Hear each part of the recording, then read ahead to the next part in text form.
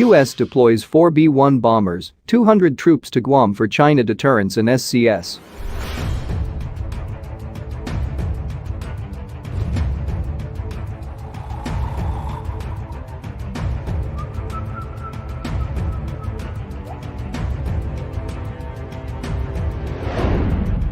Four B-1B heavy bombers and hundreds of servicemen were sent to Guam to carry out deterrence missions with eyes on Beijing, following days of provocative maneuvers near contested territory in the South China Sea.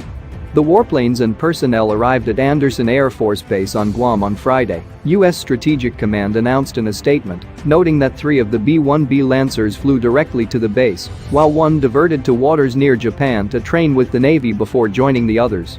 4 bombers and approximately 200 airmen from the 9th Bomb Squadron, 7th Bomb Wing, deployed to support Pacific Air Force's training efforts with allies, partners and joint forces, the military said in a statement, adding that the planes would also participate in strategic deterrence missions to reinforce the rules-based international order in the Indo-Pacific region.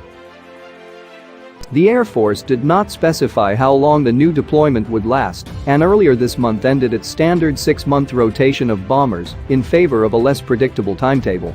The deployments come just 1 day after a pair of B-1s conducted a flyover of the South China Sea, making a 32-hour round trip from the Ellsworth Air Force Base in South Dakota as part of a show-of-force operation in the region. Over the last week, Navy warships also made their presence known around disputed waters in the South China Sea, with a U.S. guided missile destroyer sailing through the Taiwan Strait twice, both times with a Chinese aircraft carrier close in tow. The destroyer was eventually escorted out of the area on Tuesday by Chinese air and naval assets after it, according to Beijing, trespassed near the contested Zisha Islands, also known as the Paracels. Though the Air Force recalled all 5 of its B-52 Stratofortress bombers from Guam earlier this month, the B-1s replacing them are capable of carrying larger payloads, including 2,000-pound guided JDAM munitions and anti-ship cruise missiles.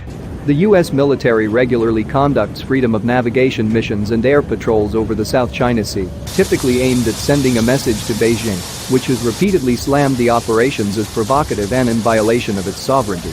The Chinese government has yet to respond to the latest deployment, but denounced the U.S. naval missions near the Paracel Islands earlier this week. The stepped-up American presence in the region follows escalating rhetoric from U.S. President Donald Trump toward Beijing, increasingly pinning blame on the country for the ongoing coronavirus pandemic. While little evidence has been offered to support the assertion, Trump insists China made a mistake and then concealed information in the early stages of the pandemic, claiming the World Health Organization abetted the so-called cover-up.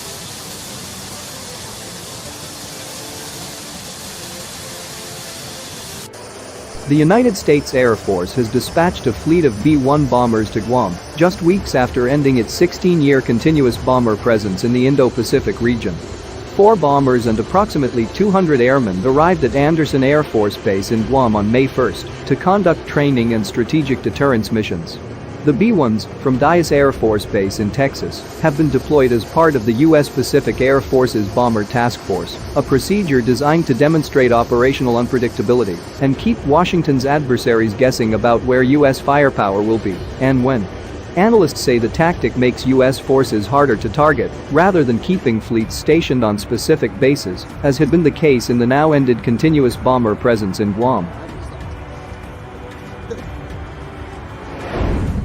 The consistency and predictability of the Guam deployment raised serious operational vulnerabilities. A planner in China's military could have easily plotted ways of destroying the bombers due to their well-known presence. Timothy Heath, senior international defense researcher with the Rand Corporation think tank, told CNN. The USAF pulled a fleet of B-52 bombers from Guam on April 17, just days after the aircrafts participated in a military Might Elephant Walk exercise aimed at China. Ever since, the service has been increasing the presence of its B-1s in the Pacific, with several missions being flown over from bases in the U.S. Last Thursday, a 32-hour flight was conducted by 2 B-1s from Ellsworth Air Force Base in South Dakota to the South China Sea. That mission followed an operation earlier in April, where 2 Ellsworth B-1s conducted 30-hour round trip to Japan, where they carried out training exercises alongside Japanese F-15 and F-2 fighters, as well as US F-16 jets. In announcing the B-1 deployment in Guam, Lieutenant Colonel Frank Welton, PACF's chief of operations force management, spoke of the US's ability to be able to carry more powerful weapons with the B-1s than the B-52s that left Guam a few weeks ago. The B-1 is able to carry a larger payload of joint air-to-surface standoff missiles and a larger payload of 2,000-pound class joint direct attack munitions. Lieutenant Colonel Frank Welton, Pacific Air Force's Chief of Operations Force Management, said in a statement. Additionally, the B-1 is able to carry the anti-ship cruise missile, giving it an advanced standoff counter-ship capability.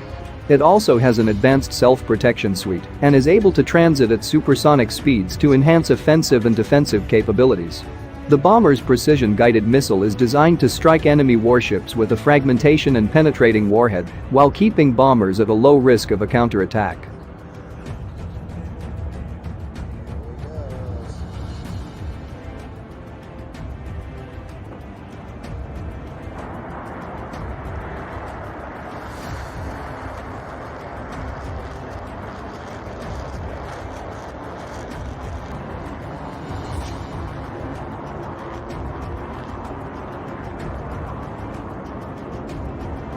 B-1s were last deployed to the Indo-Pacific region in 2017.